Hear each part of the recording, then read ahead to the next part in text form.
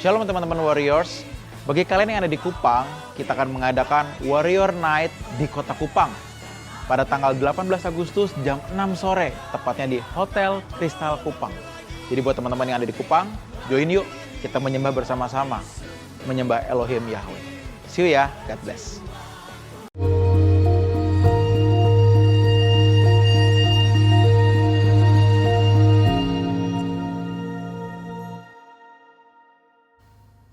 Shalom saudara, salam sejahtera. Kembali kita mengikuti Abam episode 748. Dari wanita usia 39 tahun belum menikah. Salam Pak Erastus yang saya kasihi dalam Tuhan Yesus. Pak, saya sangat percaya atas semua pengajaran-pengajaran Pak Eras.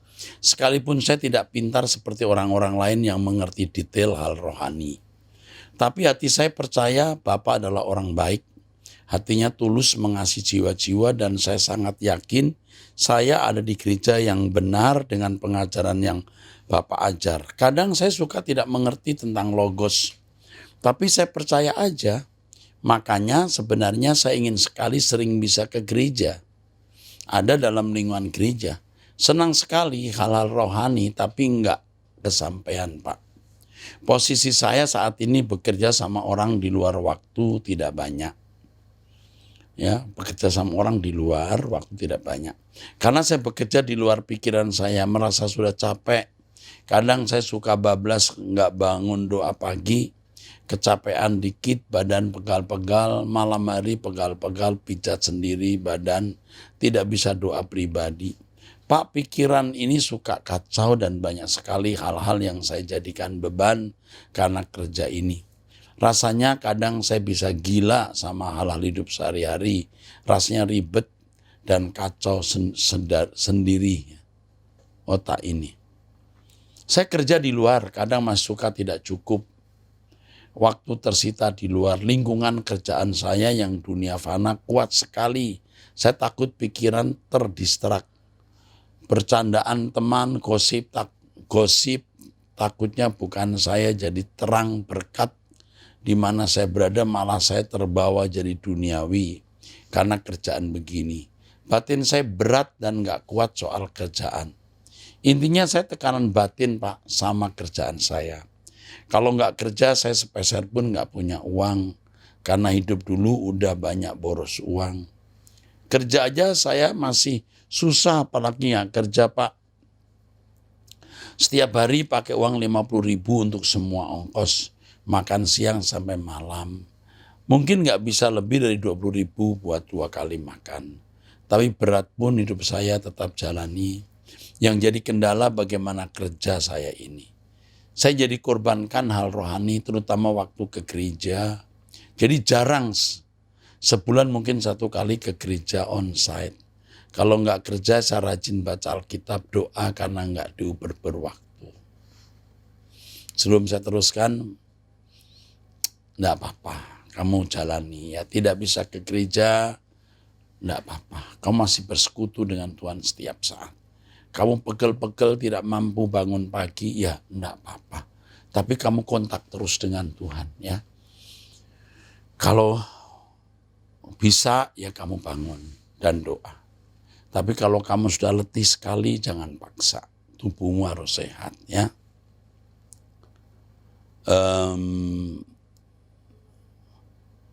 Kamu jangan merasa berdosa. Tuhan mengerti keadaanmu.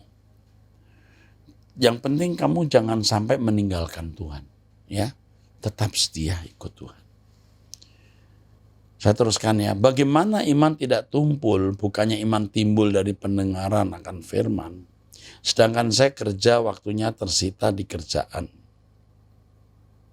Pulang kadang tergesa-gesa melakukan kegiatan ini itu seperti pikiran kacau, stres.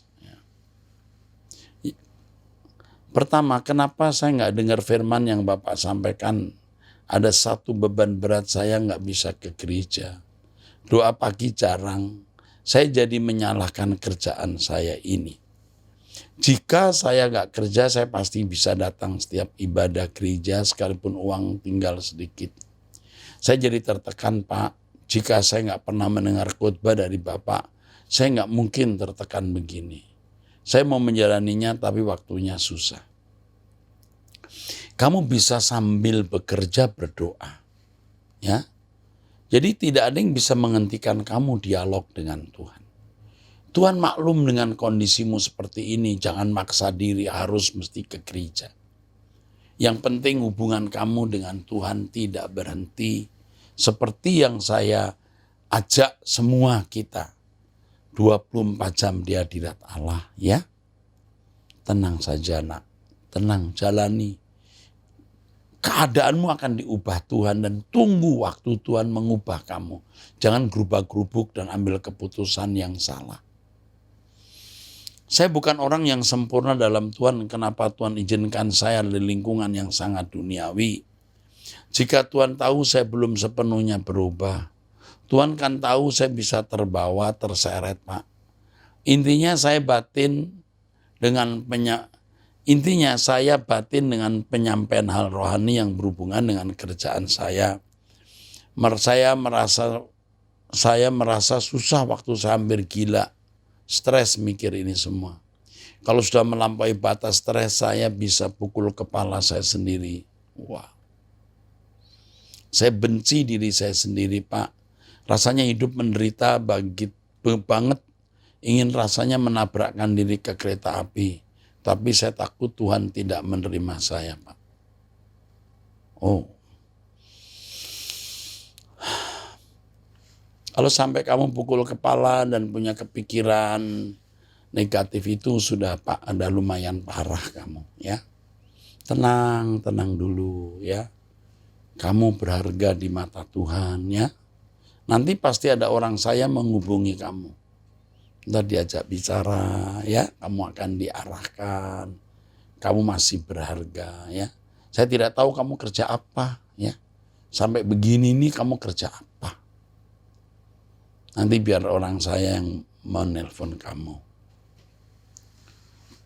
Saya teruskan, tolong saya Pak, apa Bapak mau kenapa saya selalu terbeban soal pekerjaan.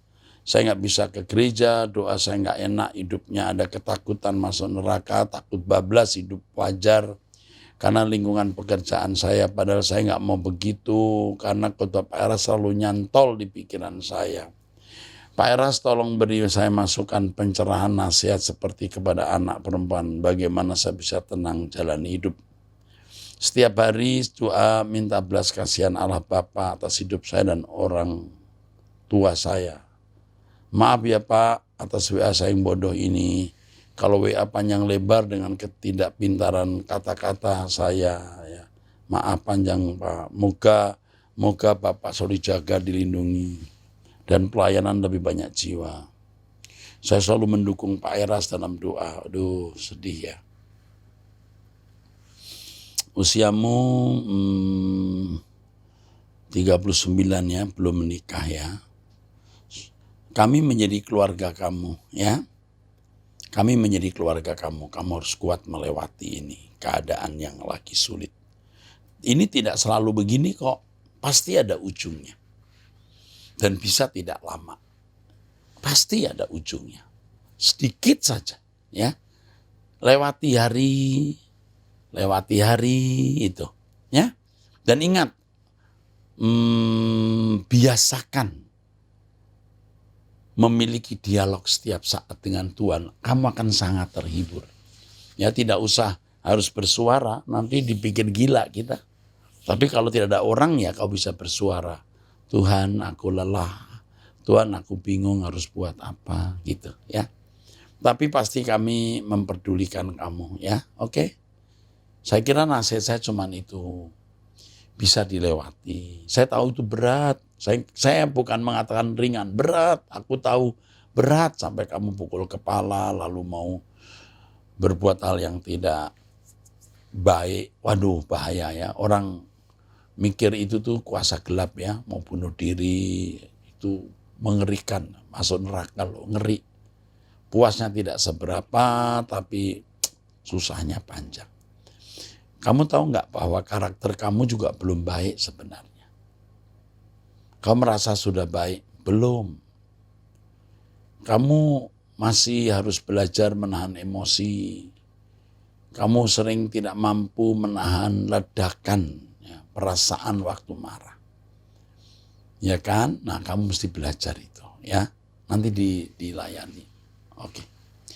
Dari wanita usia 49 tahun menikah di Tangerang Selatan. Pak Eras, terima kasih untuk setiap firman yang dibagikan, sangat memberkati dan menguatkan saya.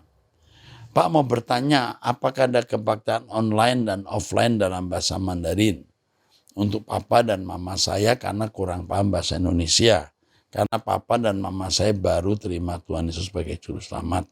Dan saya rindu untuk mereka bisa masuk kebaktian. Kalau bisa di daerah Jakarta Barat, Pak. Oke. Ada bahasa Mandarin di GSKI Rehoboth Gajah Mada. Ya. Nanti akan dihubungi.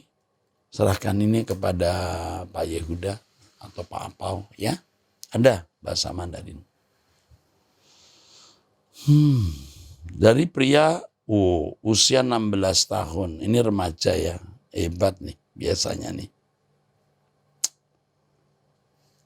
Pak Eras, terima kasih karena telah menjawab pertanyaan saya. Ini dari Denpasar, Bali, pelajar umur 16 tahun. Tetap semangat ya Pak dalam pelayanan. Kali ini saya mau bertanya lagi tentang hati nurani. Semenjak saya lebih memperhatikan hal-hal rohani, saya mempunyai pengetahuan tentang kebenaran. Namun baru-baru ini ada satu hal yang selalu mengganjal di hati saya tentang hati nurani. Apakah hati nurani yang menuduh adalah suara Tuhan? Saya selalu gelisah ketika melawan hati saya itu ketika saya mengambil sebuah keputusan-keputusan. Tetapi sebelum mengambil keputusan, akal saya sering berpikir bahwa yang akan saya lakukan itu benar, namun kok hati saya seperti melarang. Dan jika saya langgar, hati saya langsung gelisah, nggak karuan sambil berpikir, perbuatan saya tidak diampuni oleh Tuhan selamanya. Yang pertama begini, kamu harus punya jam doa ya. Tenang begitu. 15 menit. Itu akan membuat kamu menjadi peka untuk membedakan kehendak Allah dan bukan kehendak Allah. Hati yang menuduh itu bisa dari Roh Kudus, juga bisa tidak. Maka dibutuhkan kepekaan untuk itu. Nah, soal berbuat salah ya. Kalau kamu merasa berbuat salah atau satu hal yang kamu tidak yakin ini salah atau tidak, tapi minta ampun saja. Tuhan, aku tidak tahu ini salah atau tidak, tapi aku minta ampun kalau ini salah. Dan Tuhan pasti mengampuni. Selama kamu masih merasa berdosa kalau berbuat sesuatu, kamu masih bisa diampuni. Jadi ciri orang yang masih bisa diampuni adalah orang yang masih merasa bersalah. Jadi kalau orang sudah tidak merasa bersalah, itu ciri bahwa dia tidak bisa diampuni. Ingat ini. Ya. Jadi kalau ada orang datang ke saya misalnya, Pak Eras, saya sudah mengucap Roh Kudus belum ya Pak? Saya jawab tidak. Belum.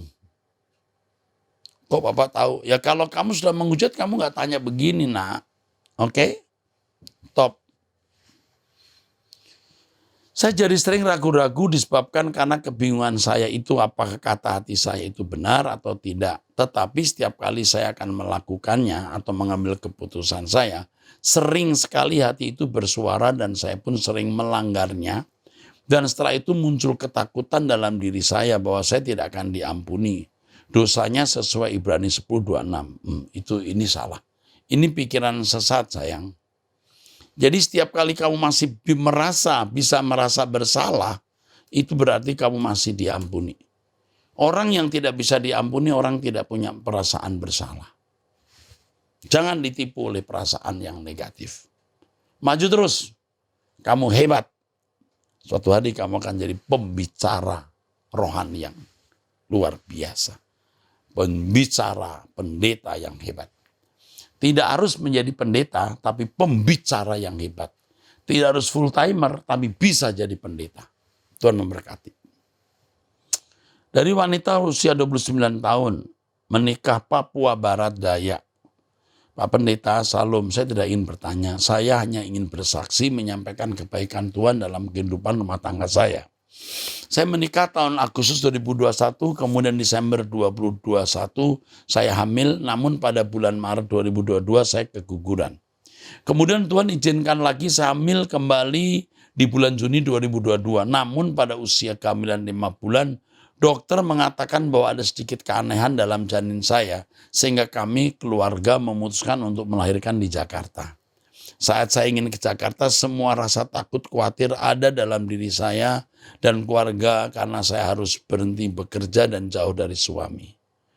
Tetapi saya mengalami pertolongan Tuhan yang luar biasa. Saya tetap diizinkan untuk bekerja oleh pimpinan saya selama proses hamil sampai melahirkan di Jakarta, work from home. Ya. Dan selama di Jakarta saya ke gereja tempat Pak Eras di Rehoboth, Kelapa Gading. Banyak sekali pengenalan akan Tuhan yang saya dapat dari Pak Eras. Iman saya pun bertumbuh. Sampai akhirnya saya melahirkan 3 bulan 3 hari, anak saya di rumah sakit tidak pernah pulang ke rumah. Sampai Tuhan memanggil anak saya ke surga pun dia meninggal di rumah sakit. Namun anehnya setiap saya pulang ibadah, anak saya 3 bulan 3 hari anak saya di rumah sakit tidak pernah bisa pulang. Sampai Tuhan memanggil anak saya ke surga pun dia meninggal di rumah sakit. Namun anehnya setiap saya pulang ibadah, anak saya makin drop dan kritis waktu itu ya.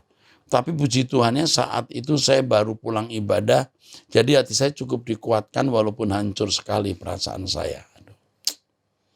Dan sekarang saya dan suami tetap menjalani kehidupan ini walaupun kadang saya sering menangis setiap kali mengingat anak saya. Selama proses hamil sampai lahiran, begitu banyak pertolongan Tuhan dalam kehidupan rumah tangga saya. Tapi saya dan suami yakin Tuhan baik dalam kehidupan kami. Terus beritakan kebenaran firman Tuhan, Pak Erastus. Saya yakin Bapak hamba Tuhan yang baik. Bapak akan dipakai Tuhan luar biasa walaupun dikucilkan dan difitnah.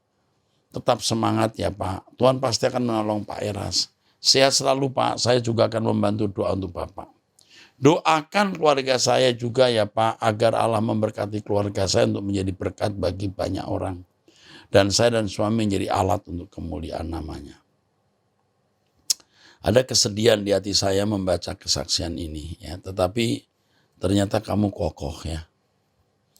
Bapa di surga berkati wanita ini dan suaminya. Aku berhutang. Seandainya waktu itu saya bisa bertemu, paling tidak saya bisa memberi penghiburan secara khusus. Tuhan memberkati. Dalam nama Yesus. Amin. Maju terus. Kita satu keluarga. Ya. Pasti Tuhan akan memberi kelegaan. Banyak hal yang tidak bisa kita mengerti. Kejadian yang Tuhan izinkan terjadi. Hanya orang-orang istimewa. Yang diizinkan Tuhan mengalami hal-hal yang tidak bisa dimengerti. Tapi Tuhan akan menunjukkan rencana maksudnya di balik semua ini. Saya mengenal siapa Tuhan yang saya layani. Tuhan memberkati. Oke, ini dari satu pria usia 53 tahun. Saya yang berkirim WA dan sudah dibacakan oleh Bapak Gembala di episode 714 mengenai seorang rocker nasional yang bertobat. Saya juga seorang pelukis. Saya lama ingin melukis atau mengilustrasikan sebuah buku untuk anak atau dewasa Kristiani. Oke, jika Bapak Gembala ada rencana untuk membuat buku atau anak dewasa dengan ilustrasi, saya bersedia memberi diri. Oke. Dengan talenta ini. Sebagai pelayanan saya selama hidup mengiring Tuhan. Ini harus ditindaklanjuti ya. Harus ditelepon, ditindaklanjuti, dan diberi kesempatan untuk melayani Tuhan di usianya yang sudah makin lanjut. Kami akan tindak lanjuti Pak. Jika tidak, kirim lagi. Saya akan responi. Ya, kiriman ke Abam ini, saya akan responi. Nak, kirim, hubungi. Soon as possible. Oke. Dari wanita usia 48 tahun sudah menikah di Jakarta. Pak, saya tanya ke Abam saja supaya bisa dengar jawaban Bapak langsung ya. Pak Eras, saat Bapak berdoa dan menyembah kepada Tuhan, Bapak berdoa kepada Tuhan Allah Bapa dan Tuhan Yesus. Saya suka jadi galau kalau berdoa harusnya ke siapa? Apakah ke keduanya? Dan bagaimana implikasi, karena yang saya paham kita percaya monoteisme Allah Yahweh. Namun saat kita berdoa dan menyembah Tuhan Yesus Kristus artinya apa? Maksudnya apakah bisa disebut kita menyembah dua Tuhan? Dan kalau mengikuti nyanyian penyembahan baik di gereja maupun doa pagi, lagunya diulang-ulang. Saya tuh bosen Pak, jadi akhirnya nggak fokus. Sebenarnya alasannya mengapa kalau penyembahan harus mengulang-ulang nyanyian ya Pak? Oke, gini, yang pertama soal objek. Objek penyembahan kita itu Allah Bapa. Tuhan Yesus berkata, akulah jalan. Tuhan Yesus bukan tujuan, Yesus jalan. Tetapi setiap kali kita menyembah Allah, kita tidak bisa menyembah tanpa dan melalui Yesus. Sebab Yesus duduk di sebelah kanan Allah Bapa. Yesus menjadi Tuhan bagi kemuliaan Allah Bapa. Jadi waktu kita menyembah Bapa, karena Tuhan Yesus atau melalui Tuhan Yesus, di situ penghormatan kita juga kepada Tuhan Yesus. Yang kedua, kita juga sering dialog dengan Yesus secara langsung dan memberikan penyembahan kita. Nah, menyembah itu apa? Menyembah itu artinya memberi nilai tinggi. Menyembah juga bisa berarti tunduk. Kita tunduk kepada Allah Bapa. Karena kita tunduk kepada Allah Bapa, kita juga harus tunduk kepada Tuhan Yesus yang menerima segala kuasa di surga dan di bumi. Nanti di langit baru, bumi baru, Allah Bapa tidak kelihatan, yang kelihatan Tuhan Yesus. Kita menyembah Allah Bapa bersama. Dan kita juga menyembah Tuhan Yesus secara langsung muka dengan muka. Mudah memahami hal ini. Mengenai penyembahan lagu yang diulang-ulang.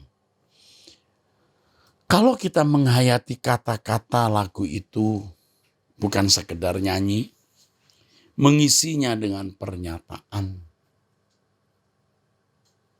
kita tidak akan merasa bosan. Seorang pemimpin, dia harus peka dengan Roh Kudus. Lagu ini dinyanyikan berapa kali, diulang atau tidak, itu harus peka. Memang bisa kadang-kadang kita kebablasan, kebanyakan, bisa. Tapi tidak selalu begitu. Jadi yang penting bagaimana waktu kita nyanyi, kita mengisinya dengan segenap hati. Ya. Misalnya kita nyanyi,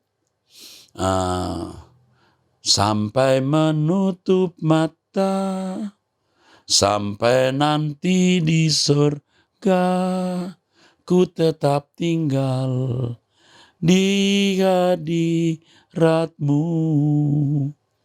Kita isi dengan perasaan kita, segenap hati kita. Kita ulangi lagi. Sampai menutup mata. Kita bisa mengisinya dan kita tidak merasa jenuh. Nah, itu nasihat saya.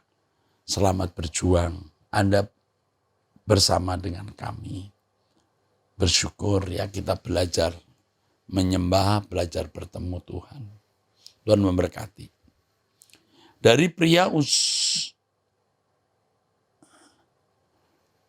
ini wanita ya, usia 52 tahun, menikah 2 anak, Malang, Jawa Timur. Salam Pak Eras yang baik, saya kagum dengan semangat dan kesabaran Pak Eras menjawab perihal juru selamat Tuhan Yesus, Allah, dalam dan lain-lain.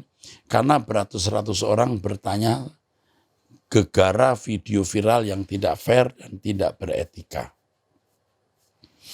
Saya mau menyampaikan pandangan saya sebagai orang awam yang sudah dari tahun 2001 mendengar khotbah Pak Eras sampai sekarang. Sebenarnya tidak ada yang baru dalam khotbah Logos selain pewahyuan untuk mendobrak bahwa 1. Tuhan Yesus pernah menjadi manusia dan sekarang menjadi Tuhan. 2. Bahwa Allah Bapa itu ekstensi terpisah dari Tuhan Yesus. 3. Bahwa mereka adalah 2 pribadi berbeda. Benar. Yang saya lihat adalah dalam Alkitab berpuluh ayat berbicara bahwa Yesus adalah 100% manusia. Disamakan dengan manusia. Ia makan, minum, kelihatan, bahkan berpeluh darah karena takut dan gentar sebelum penyaliban. Bahkan akhirnya harus wafat di salib. Itu semua logika sehat kalau Tuhan Yesus pernah jadi manusia 1000%. Ini bukan 100 nih. Bahkan Tuhan juga berdoa di saat Last Supper, ya zaman terakhir, kalau aku di dalam Bapa dan Bapa dalam aku dan seterusnya. Di sini saya bingung yang diviralkan dan sesatkan itu bagian mana. Karena yang Bapak bahas itu sudah ada jelas tertulis 2000 tahun yang lalu. Kita memang harus mempunyai modal dasar yaitu kerendahan hati untuk bisa menerima sesuatu yang baru. Sehingga bisa dapat membedakan baik dan yang jahat. Memang semua ini harus terjadi dan viral meski banyak yang mengeruk keuntungan dari pendiskreditan nama Pak Eras. Tapi biarlah mereka akan berhadapan dengan Tuhan, karena kalau memang Bapak disuruh Tuhan berbicara, mereka berhadapan dengan Tuhan. Sungguh amat mengerikan kalau berhadapan dengan Tuhan ya. Akhirnya terima kasih atas dibacakannya pesan saya ini. Saya sepenanggungan senantiasa mengucap doa kekuatan buat Pak Eras dan keluarga besar GSKI. Semangat dan kuat karena Allah Bapa Elohim Yahweh di belakang kalian semua. Haleluya. Segala pujian bagi Tuhan Yesus kekasih kita. Keren ya. Usianya 52 tahun. Wanita ini, ibu ini kayak Deborah ini. Namanya sih bukan Deborah di sini ya. Tapi saya kasih nama Ibu Deborah. Ya, pahlawan ini ya, berani, wanita berani. Bu Deborah, ya. Tidak usah pakai nasi kuning ya. Ibu hebat ya, terima kasih untuk dukungannya ya. Saya juga tidak mengerti sampai hari ini masih terus bergulir orang menyesat-nyesatkan saya. Ya, tidak percaya Yesus Juru Selamat. Aduh, kok stupid banget ya. Dianggap tidak percaya Yesus Juru Selamat. Ya kita berhenti jadi Kristen kalau tidak percaya Yesus sebagai Juru Selamat. Tak apa. Kita lewati ya. Wes ora opo-opo. Kita lewati ya Bu. Amin. Dari wanita usia 32 tahun menikah di Jakarta. Salam Pak Erastus izin bertanya. 1. Apakah arti kerudung dalam Alkitab? Apakah salah jika perempuan Kristen berkerudung menutupi rambutnya? Ya enggak salah lah. Kerudung yang dimaksud Alkitab seperti saudara-saudara kita, tetangga kita yang beragama Muslim. Persis kan di Timur Tengah itu tradisinya. Zaman itu kalau tidak berkerudung begitu ya tidak pantas, tidak sopan. Ya, itu 2000 tahun yang lalu. Kalau sekarang Anda tidak pakai kerudung juga enggak apa-apa, pakai pita tambah cantik, begitu kan. Jadi ini 32 tahun ya. Atau pakai bandu ya kan. Terus ada salib di sini atau bunga itu. It's okay ya. Keren. Jadi kalau sekarang enggak masalah.